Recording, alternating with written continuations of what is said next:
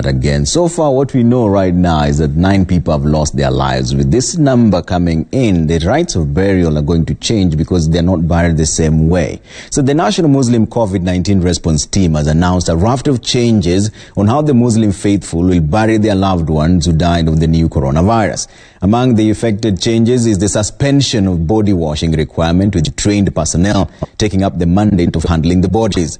Elfas Lagat witnessed a demonstration at the Jamia Mosque and filed this report.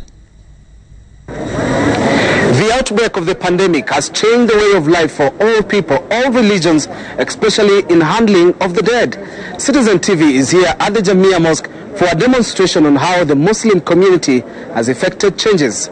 After confirmation that the person has passed on, the family members will be informed.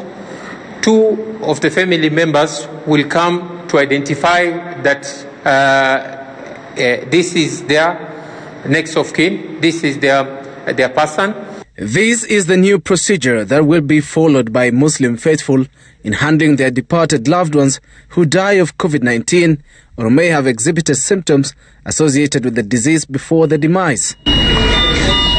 One of the imams or religious leader and the volunteers, the team will be made up of 4 volunteers who are going to be fully dressed in PPEs, personal protective equipment, which looks like that.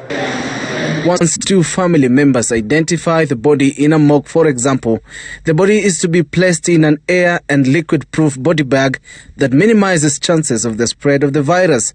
The journey to the cemetery or a designated burial site then commences, guided by trained volunteers wearing personal protective equipment. Kwa sababu ya dharura hii ya maradhi ya COVID, atakayekufa kwa haya maradhi, basi kule kuoshwa na kule kukafiniwa ama kufungwa ile sanda itakuwa ni tofauti kwa sababu ya kujihifadhi na kueneza haya maradhi.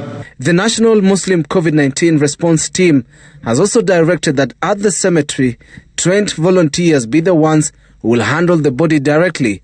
Family and religious leaders without PPEs will be required to keep a distance. Muslims who die as a result of COVID-19 will not be subjected to ritual washing.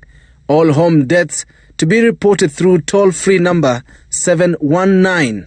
National Muslim COVID-19 Response Team will advise on burials, while the Supreme Council of Kenya Muslim SUPKEM will coordinate teams in all counties. We have seen people getting traumatized on the report of death. And therefore, we are providing this facility to be able to address that concern. At the resting place, the trained volunteers will lay the body of the departed without now infecting the inner glove, after which they will procedurally remove the PPEs to be fully disinfected. Elfas Lagat, Citizen TV, Nairobi.